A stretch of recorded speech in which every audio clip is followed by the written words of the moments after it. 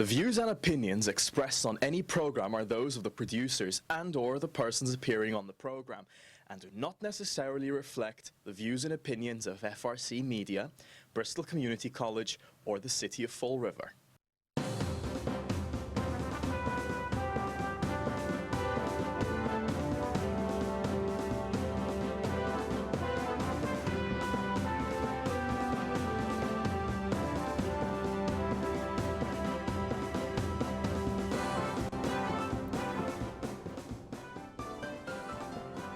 We're black. Hello, welcome to Spindle City Straight Talk. I'm Chip. I'm Carlos. And I think I saw CJ somewhere out in the hinterland of there he is. He's speaking, but he has no voice. They need to turn up my input. Yeah, we'll turn it up a little bit more because we can barely hear you. It's not me. It's Okay. All right. Technical difficulties again. But, all right. Hello. Welcome to Spindle City Straight Talk. Before we begin, I'd just like to remind everybody it's September 11th, and we should all pause today to remember what happened 14 years ago today. It was a very, very difficult day for all of us. There were 343 firefighters that died. All the civilians, all the public safety personnel. There were a lot of casualties that day. A lot of Americans died. So at some point in time today, let's reflect on that, and let's never forget that and the sacrifices made on that day. Okay? So with that, let's get down to business. And well, Chip, with that about the 9/11 celebration, I was very surprised that there wasn't a lot of information beforehand on what memorial celebrations were going to happen in Fall River. I know that Carlos found out about it only yesterday, and I think that obviously this is an important issue when the community doesn't know when we're having memorials. I don't want to call it a celebration, but a memorial to honor those people who gave their lives in defense of this country, who were civilians and who were public safety personnel. But our city and its appropriate administration and department heads couldn't notify the general public via various media outlets. And I think that's shameful. yeah, we had one on the first anniversary and everywhere thereafter.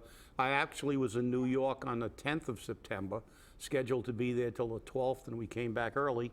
And but we always have a celebration. Obviously, it's a very memorial. It's a very a very difficult day for all public safety employees because, as I said, that's the largest loss in the history of the fire service. 343 men died that day, and most of them knew they were going to die when they were going there. And so it's a sad, it was a sad day, and I think the remembrance of that, we always see these things we will never forget, but unfortunately, I think it's up to government to always remind the people, that these days are days where everybody in the United States, regardless of what their political affiliations were, what their philosophies were, everybody pulled together. Everybody joined together, and we were one nation. And in time of crisis, that's necessary. And it's good to remind the people that, sometimes, we talk a lot about politics, and we get involved in a lot of politics, and we do pick sides. But ultimately, it's about this country. It's about trying to make this place a better country. And days like today is a day where we need to have memorial services to remind everybody in this nation that it's a time to come together and remember that there are things that transcend politics and every other issue we have. We are Americans, and this is our country, and this is a day that we remember the sacrifices that were made on this day.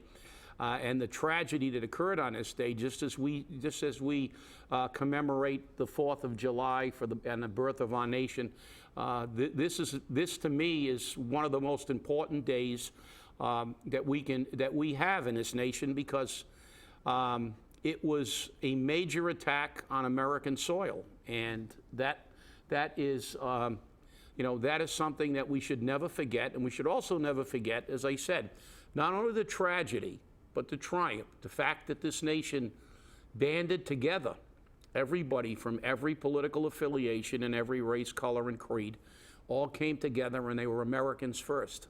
And so we should remember that today, especially today. And I attended the ceremony today, and I have to say, I think it was good that I knew about the ceremony yesterday, and I will be able to make it this morning, because it doesn't matter how many years passes. When 8:35 comes on our clock at 9/11, we feel the same thing that we felt 14 years ago. And I think we're not gonna forget for a long, long time. One thing that I liked was we had a lot of kids from the schools there. They had at least 3 or 4 schools. They have kids there, and that kind of give us the new, that this will go on forever. That this is not going to be forgot, because those young kids that participating on this event will bring on for generations to come. And I was very happy with that. I did heard on the radio too, I don't know if you had a chance, that 13,000 kids were born. So 13 new American citizens were born in 2001. And they formed a group. One of the firefighters' brothers formed this group, and they were in New York this morning to ring the bells.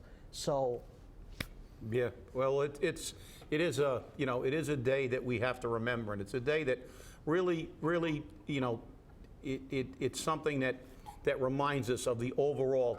Of the overall perspective we should have, that we can argue a lot about politics, and we can disagree a lot, and we can argue, but in order to make this nation great, we have to at some point in time always band together, and it's always about us first. And the fact is that it's a difficult day. I actually knew some of the guys who died at that fire. Actually, the secretary treasurer of the International Association of Firefighters at the time was Vinnie Bolin, who was actually a lieutenant on the Manhattan Ladder Company, the first arriving ladder company that went to the Twin Towers. So it was especially I was on duty that day. I was supposed to be in New York, but I came home early, and I was on duty when the Twin Towers.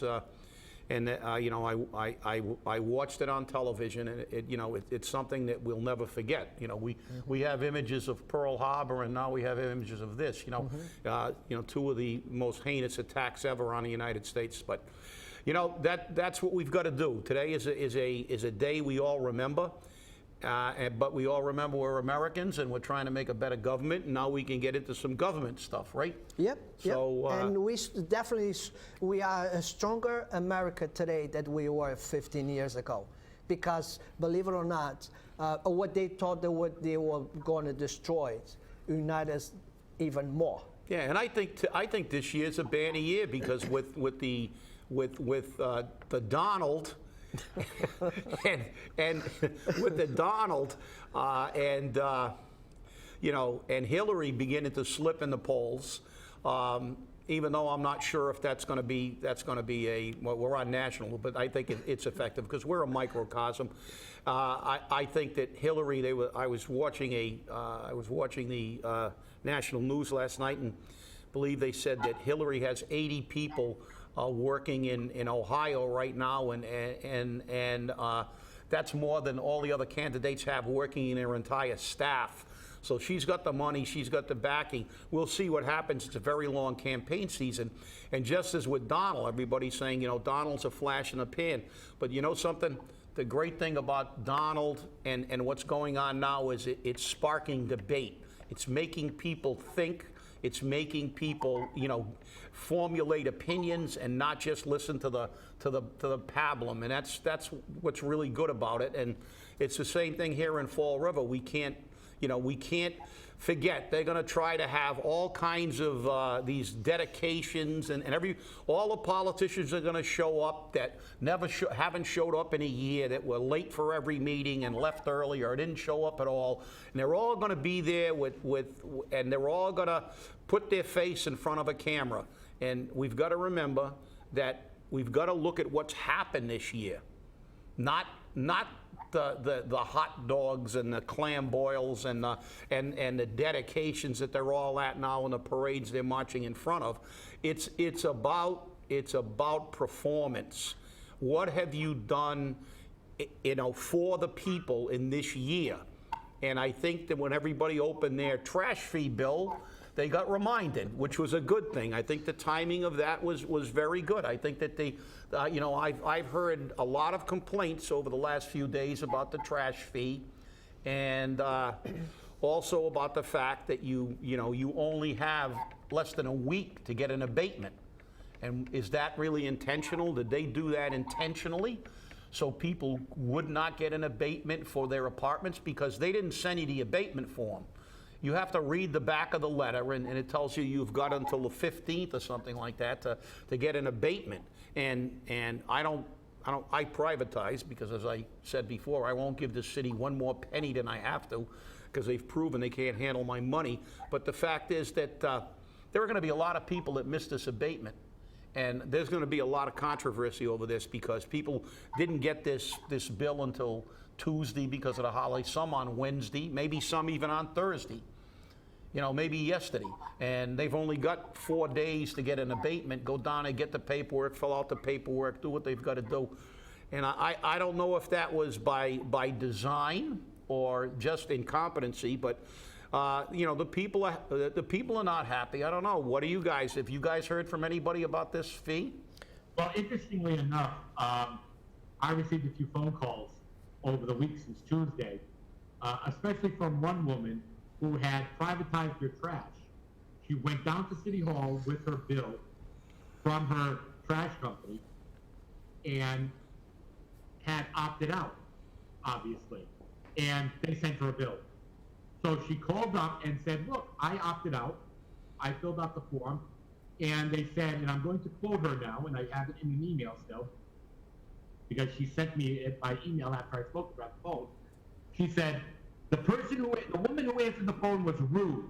She told me that I have to come down to City Hall with a copy of my bill and contract and fill out the opt-out form. And she says, I already did that. And she said, that doesn't matter, you have to come down here. She said, so because of your mistake, I've got to go down there and fill out paperwork. She goes, yes. And she said, well, I shouldn't have to. And the woman says, well, you have to, and she hung up the phone on her. Now, I'm not sure who that could have been in DPW or DCM, but, I mean, this is how the people of Fall River get treated at most departments. I think the only department that doesn't treat people badly on a regular basis is probably the city clerk's office. They're probably the sweetest people in the world. But, we got a law department which can't do anything for us. We now have a city collector which doesn't want to hear your excuses, but just takes your money. And God forbid you send it by EFT because they're going to reject it. They only want a check or a credit card where they can gouge you on the fees. The treasurer's office, which wants to gouge everybody on fees because they don't have enough money. And then you have DCN now saying, come down here and fill out the paperwork. I don't care if it's my mistake. Is this how we run Fall River? Well, we definitely don't do it in the best interest of the people. That abatement form and that bill, it says right on it, if you don't get it in on time, you're going to pay 14% interest. That's almost a credit card. That's almost usury. And then it gets turned over. If it goes into a lien process, it goes to 16%. Ridiculous interest and a ridiculous time parameter to get this job done. Isn't it amazing how government can take 10 years to do a job that private industry can do in a year? and they never get pressed for time because it takes them decades and sometimes a half a century to do what, well, they've been working on the Braga Bridge for like 30 years, and it's still not finished. It's not even half, they got to repaint it because they used the wrong paint.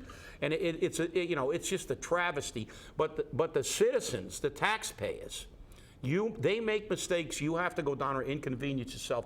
And it's funny because, ironically, I had this conversation with someone who was a retired city worker at yesterday's retirement meeting of the Municipal Retirees Association. And they were saying how in the old days, we had the same people that worked in City Hall for 30, 20 years. Everybody knew everybody. You'd call up and you'd run into somebody that was there, and they would say, hello, how are you? And they'd take care of your problems, and if you called, you got answers. And what's happened in the recent years is all these mayors have come in now, replaced all these people. These people have retired, and we get this turnaround. We get these people in there for 3 or 4 years, and then they move on, and they get their department changed. And there seems to be a total insensitivity to the taxpayer because they're on the dole and they don't care. They don't care about you. They don't care what happens to you. And you see it on a personal level, like this lady did, and we also see it on a business level. Because you've seen it on a business level, Carlos, and you've also seen it as a neighborhood association leader, that there seems to be like, hey, tough luck. It's my way or the highway, and we don't care if it's inconvenient for you. Yet they'll turn around and say, Fall River, we're trying to bring business in. Well, and we're trying to bring people in. And realistically, who wants to go to a government center where the people treat you like hey, I'm not working for you. You've got to do what I tell you. Otherwise, I'm going to tax you even more. This is the same thing as you walking into a store and you've been bad treated by the employees, and you're never going to go back there again. And guess what? Those employees it's gonna get fired because what's going on in here? I'm losing my customers, instead of getting more customers. And that's exactly what's going on at City Hall. It's exactly the same thing. You can't get fired in city government. You know that. You can be rude, obnoxious, anything you want. You can not, and in Fall River especially, you don't have to provide anything. You don't have to do anything. There's no accountability. So how can the people say that they're getting their money for it? They're not, and we know that. And that's the big problem we have. But a couple of things just popped up. Before the show, I received a press release from the Swansea Mass Rhode Island Emergency Vet Office, which is handling the dog which was stabbed yesterday evening at 7:30 on South Main Street. On 9/10/2015, Smokey, a 3-year-old male bull-nosed pit bull, was presented to the Mass Rhode Island Veterinary ER in Swansea for multiple stab wounds around his neck and chest. He had lost a large amount of blood and was very shocky at present. Chest x-rays revealed that he had a penetrating chest wound which had partially collapsed his right lung. Smokey received emergency surgery overnight to control the bleeding and close the open wounds caused by the stabbing episode. He has required no definitive treatment for the lung collapse as he is still breathing comfortably. At this time, Smokey's condition has been upgraded from critical to serious. Smokey is expected to remain in the hospital for the next few days for ongoing treatment and monitoring. Thank you, Mass Rhode Island Veterinary ER, Dr. Michelle Lampy, DVM. So, I mean, this is what Fall River is coming to. We have a registered sex offender who is alleged to have done this to the dog, and the allegations further go in that he did this so that he could gain a gang sign tattoo. Now, people in the neighborhood, and this was up around Birch Street on South Main Street, were in an uproar. And as a matter of fact, Councilor Pat Casey showed up. And as you know, Pat Casey has a grooming business. She's in that neighborhood. She showed up to help control the bleeding of this animal. And I find it amazing, and I find it very thankful that these people were there to help out this animal and this animal's owner. This is a very shocking situation for the owner and obviously for the animal.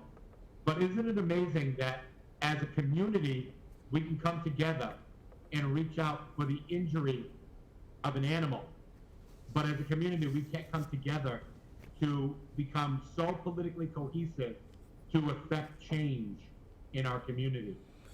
It speaks volumes to the importance of community cohesiveness, though. And I think that we need to take this one small episode, which was hateful, and personally, I think the laws in this state are not strict enough or strong enough to enforce animal cruelty.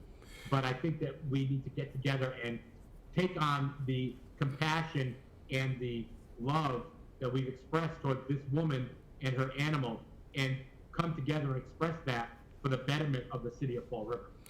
Well, you're right, CJ, and it's ironic that yesterday on the news they showed a dog that had starved to death, basically, and they found it in a PetSmart parking lot, and they brought the owner in, and they showed a picture of the emaciated dog. They attempted to save it, but they had to put it down, and it was deplorable to look at that poor animal. And this says something about the society, because Gandhi once said, "You judge a society by the way it treats its animals." And when you have a total disregard for the life of an animal, you have a total disregard for life, period, because Gandhi was right. They find that most serial killers and psychopaths have histories of abusing animals before they began to kill people. So, Gandhi was right. It was prophetic when he said, you should be judged, society should be judged by the way it treats its animals. And I'll tell you what, this clown is fortunate that I didn't come on the scene, because I would have imposed Hammurabi's code on him. I would have stabbed him about 86 times in the forehead. And I'll tell you what, people like this, you're right, there should be much severer penalties. But it says something about our society, it says something about our city, and it also says, you said something that's very telling. It was about getting a gang tattoo. And again, people say that we talk about, we're negative when we talk about Fall River. No, we're realistic. These problems exist. We have to deal with this problem, and we have to come together as neighborhoods and as citizens of Fall River and stop this kind of stuff. And we have to deal with this as a community.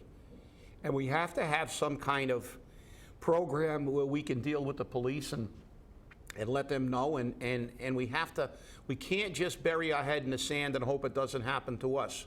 We've got to get involved, and we've got to change this city. This city has major issues, and if you want to listen to the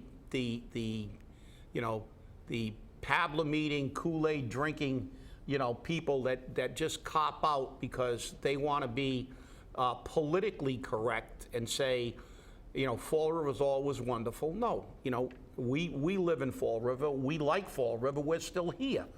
But we also acknowledge the fact that we've got some serious issues here. And maybe now,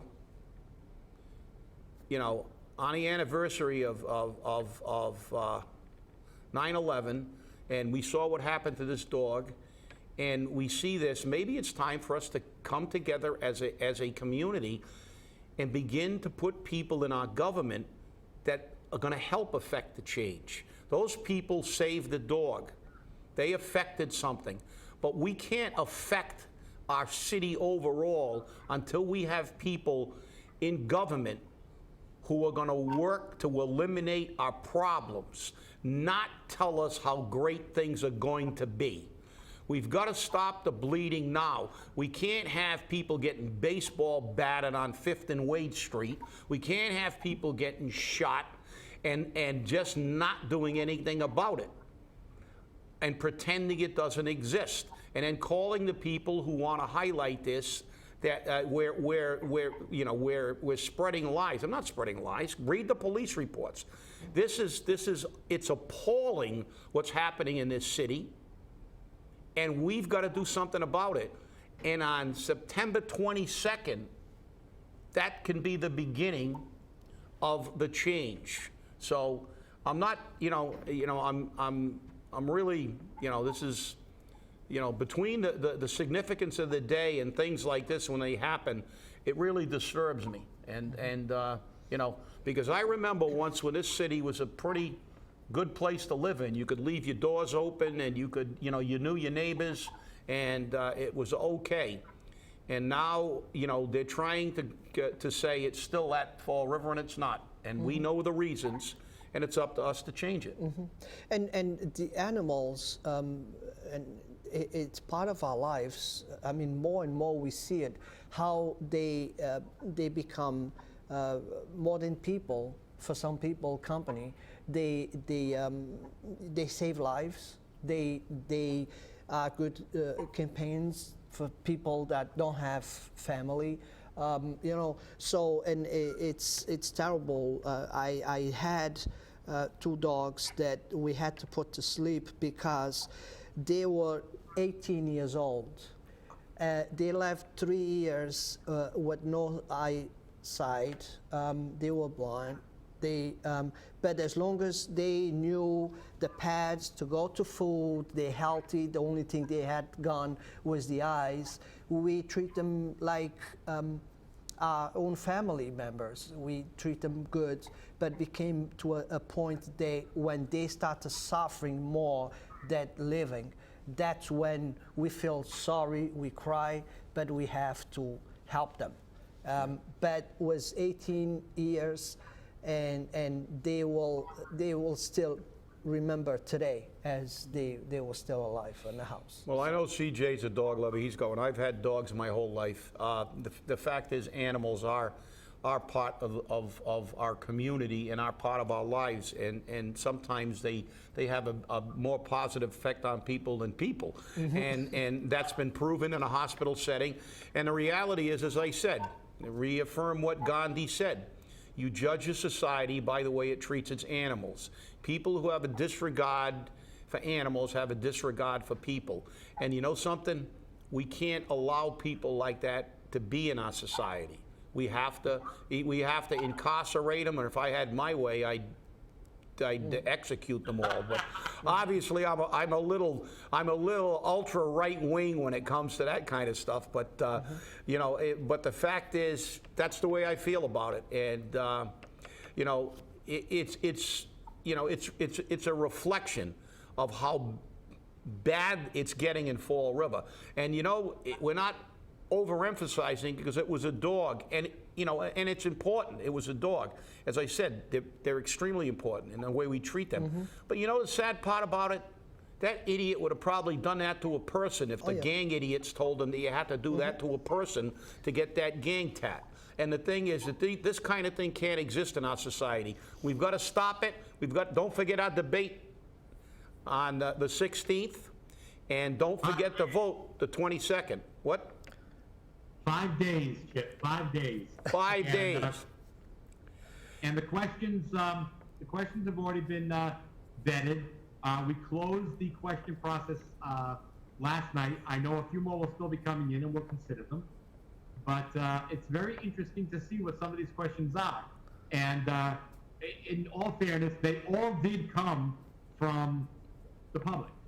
And I think that a couple of them were very interesting, especially the monikers they put on them, like retired clerk and Sparky the fire dog. I think that came from one of your battalion people, Chip. I will say on the record, and I will take a lie detector test, I did not submit any questions. But after looking at the questions, it's apparent that some of these people watch our show and also listen and read. So stay angry and come to the debate. Wednesday, 6 p.m., Hospital School. See you then. Thank you. And thanks for watching. Thank you. Let's see. It's the one on the bottom of Bay Street, all the way down.